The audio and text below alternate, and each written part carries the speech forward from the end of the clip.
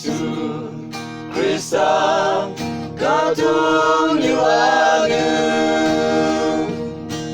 cinta Shanghai umat Kalvari tanpa beli anu kata lanya lakshina di ayan fan fa Krista Shanghai Pongali kan falana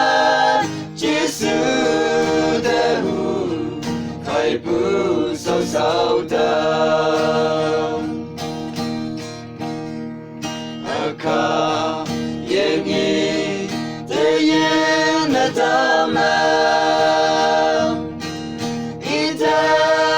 yau hai lia Krista sau si alito ia anu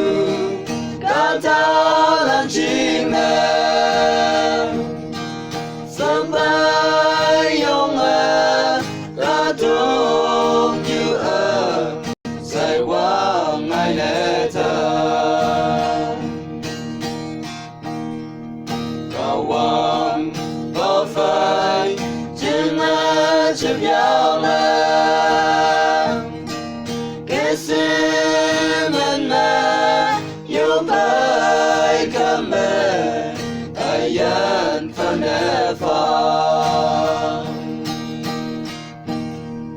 kan falana Giêsu Dehu khai bu sâu sâu tâm Aka yengi te yena tama ita yau hai lia Krista sau si alito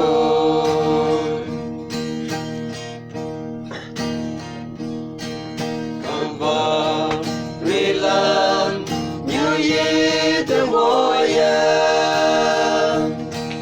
tai la kia singo yang ki ite amen phong ia bầu bu ang yên ang bu ite amen yang ngô yang ki ang bầu bu yên em falana Giêsu Dehu phải bu sâu sâu tâm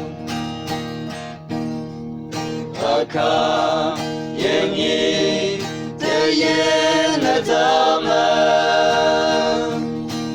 ita yau hai lia Krista sau si alito Membu Krista teman anu cingali